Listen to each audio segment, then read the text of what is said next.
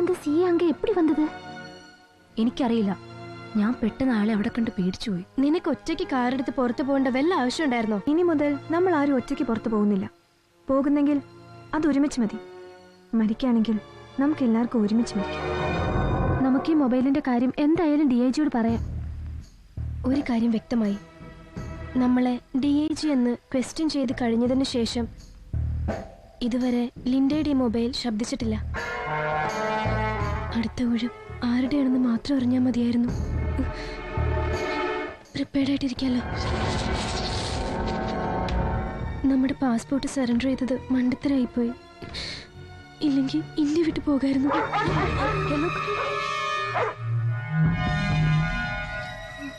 ആരുമില്ല.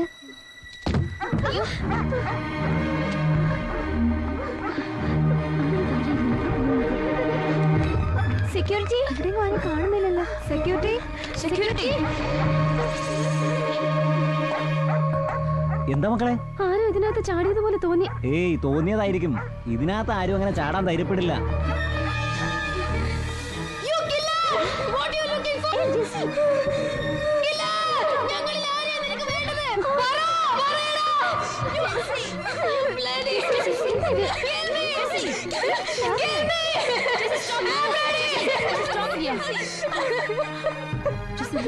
ഒന്നുമില്ല.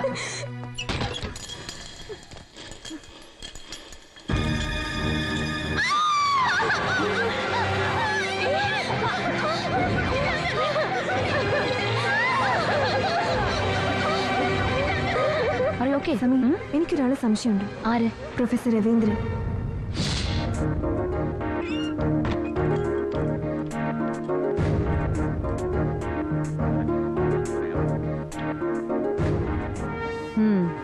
It's written with lipstick.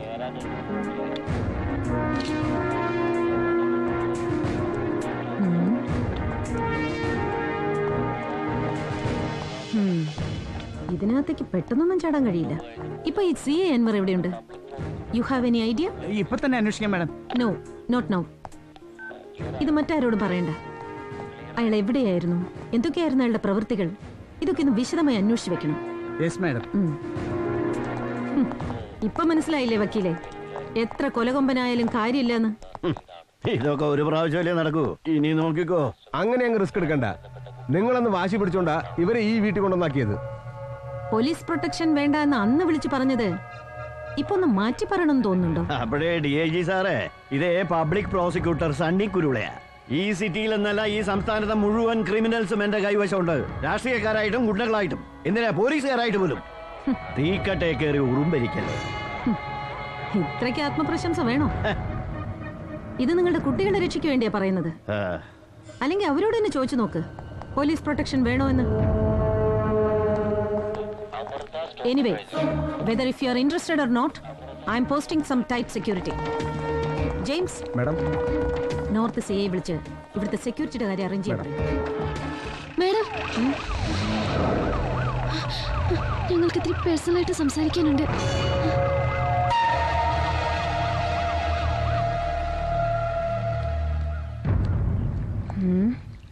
എന്തെല്ലാം മണ്ടത്തരങ്ങളാണ് നിങ്ങൾ ചെയ്തു വെച്ചിരിക്കുന്നത്. ഈ മൊബൈലിന്റെ കാര്യം ലിൻഡയുടെ മരണം നടന്ന സമയത്ത് പറഞ്ഞിരുന്നെങ്കിൽ ഒരുപക്ഷെ മറ്റു 3 പേരെയും കൂടി നിങ്ങൾക്ക് നഷ്ടപ്പെടില്ലായിരുന്നു. തന്നെയുമല്ല, കൊലപാതകം ഇപ്പോ ഞങ്ങളുടെ കസ്റ്റഡിയിലും ഇരുന്നേനെ. ആക്സിഡന്റ് ഡെത്ത് ആരെങ്കിലും അറിഞ്ഞാലോ എന്ന് കരുതിയ ഫോണിന്റെ കാര്യം ഞങ്ങൾ പറയാതിരുന്നത്. ഞങ്ങളെ രക്ഷിക്കണം മാഡം. മാഡത്തിനോടല്ലാതെ ഞങ്ങൾ ഇതാരോട് പറയാനാ? ഇങ്ങനെ ഞങ്ങളെ ദ്രോഹിക്കാൻ ഞങ്ങൾ ഒരു തെറ്റും ചെയ്തിട്ടില്ല മാഡം. ഓക്കെ, എന്തായാലും ഈ മൊബൈൽ നിങ്ങൾ തന്നെ സൂക്ഷിച്ചോളൂ. ഒരുപക്ഷെ ഇത് നിങ്ങളുടെ കയ്യിൽ തന്നെ ഇരിക്കുന്നത് കൊലപാതകയെ പെട്ടെന്ന് ട്രേസ് ഔട്ട് ചെയ്യാൻ ഉപകരിച്ചേക്കും. ആൻഡ് വൺ മോർ തിങ്, ഇത് ഞാനല്ലാതെ മറ്റാരും അറിയണ്ട, ഈവൻ നിങ്ങളുടെ ലോക്കൽ ഗാർഡിയൻ പോലും. അണ്ടർസ്റ്റാൻഡ്? പിന്നെ നിങ്ങൾ പറഞ്ഞ പ്രൊഫസറുടെ കാര്യം അത് ഞാൻ നോക്കിക്കോളാം.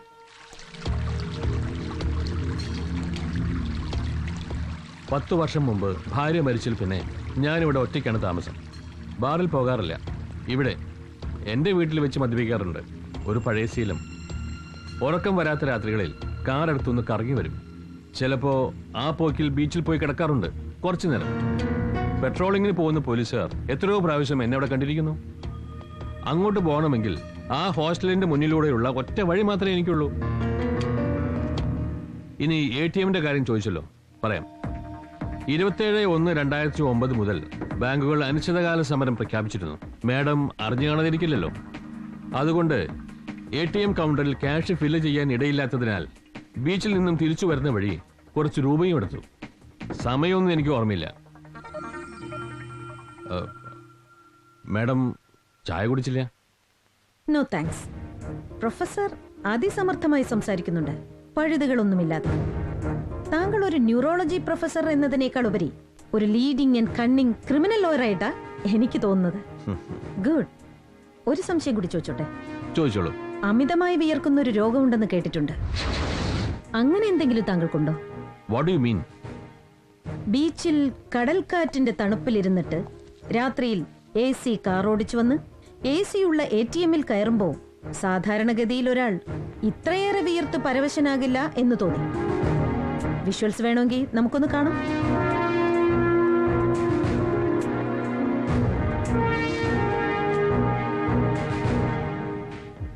ഒറ്റയ്ക്കായി പോയ വിഭാര്യനായ ഒരു മധ്യവയസ്കന് നേരിടേണ്ടി വരുന്ന ചില ഗുരുതരമായ പ്രശ്നങ്ങളുണ്ട്. Quite natural. ഏകാന്തത മറികടക്കാൻ മദ്യം, ബീച്ച്, ഓക്കെ, ഐ അഗ്രീഡ്. കൂട്ടത്തിൽ വിദ്യാർത്ഥിനിയോട് അപമര്യാദയായി പെരുമാറിയ ചരിത്രം. That's against your professional ethics. Sir ഇതൊന്ന് കേൾക്കണം. സാറിന്റെ ഒരു സ്റ്റുഡന്റിന്റെ കമന്റ് ആണ്.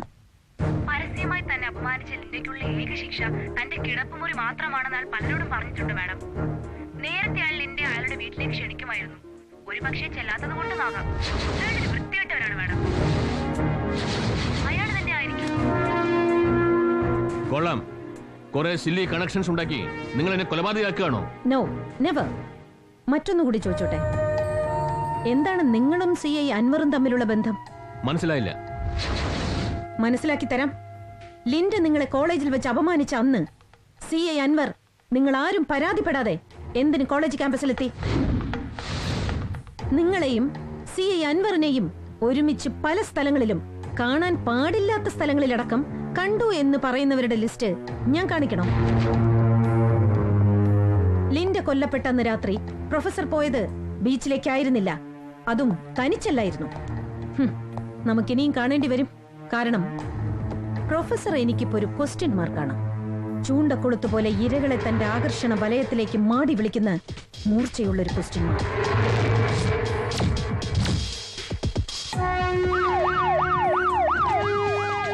മിസ്റ്റർ എൽദോ, നമ്മുടെ പെട്രോളിംഗ് പാർട്ടിയോട് ഇവിടെ കുറച്ച് ദിവസം ശ്രദ്ധിക്കാൻ പറയണം. പ്രൊഫസറുടെ ബ്ലഡ് സാമ്പിളും ഫിംഗർ പ്രിന്റ്സും എത്രയും പെട്ടെന്ന് സംഘടിപ്പിക്കാനുള്ള ഏർപ്പാട് ചെയ്യണം. Yes madam. ഓക്കെ.